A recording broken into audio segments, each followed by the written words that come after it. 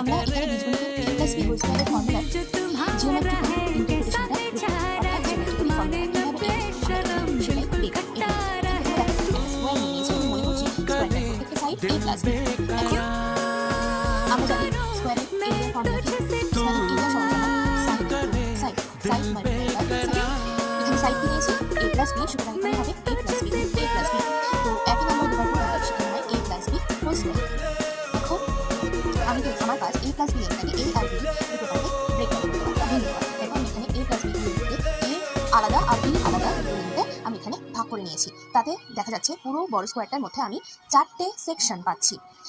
প্রথম সেকশনটা একটা স্কোয়ার যার সাইড a, পরবর্তী সেকশনটা পাচ্ছি একটা রেক্ট্যাঙ্গেল যার লেন্থ a এবং ব্রেথ হচ্ছে বা উইডথ হচ্ছে আমাদের b।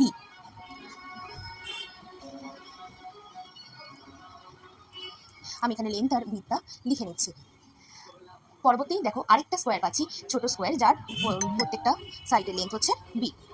তোমরা চাইলে a লেন্থটাকে ছোট নিতে পারো, b লেন্থটাকেও বড় নিতে পারো। আমি এখানে আমার ইচ্ছা মতো আমি এটাকে বড় লেন্থ হিসেবে নিয়েছি, সেটা তোমাদের উপর ডিপেন্ড করছে। যেহেতু a আর b সম্পূর্ণটাই আননোন ফ্যাক্টর বা আননোন কোয়ান্টিটি, এগুলোর ভ্যালু আমরা জানি না, আমি নিজেদের মতো করে এটা ধরে নিতে পারি। তো এই রেক্ট্যাঙ্গেলটারও লেন্থ আর ব্রেথ আমি লিখে নিলাম। তারপরে দেখো এই 4টে সেকশনকে আমি আলাদাভাবে লিখেছি এবং প্রত্যেকটা সেকশনের এরিয়া আমরা জানি। প্রথমে স্কোয়ার আছে, স্কোয়ারের এরিয়া a স্কোয়ার, পরবর্তী রেক্ট্যাঙ্গেলটা a ইন্টু b অর্থাৎ ab, পরবর্তী রেক্ট্যাঙ্গেলটা সেটাও একই a ইন্টু b অর্থাৎ ab, এবং পরের স্কোয়ারটার এরিয়া হচ্ছে b square, b into b, b square. এখন আমি এই 4টে ছোটো ছোটো সেকশনকে অ্যাড করে নিয়েছি এবং 4টে সেকশনকে যোগ করলে দেখো আমি সম্পূর্ণ স্কোয়ারটার এরিয়া পেয়ে যাচ্ছি।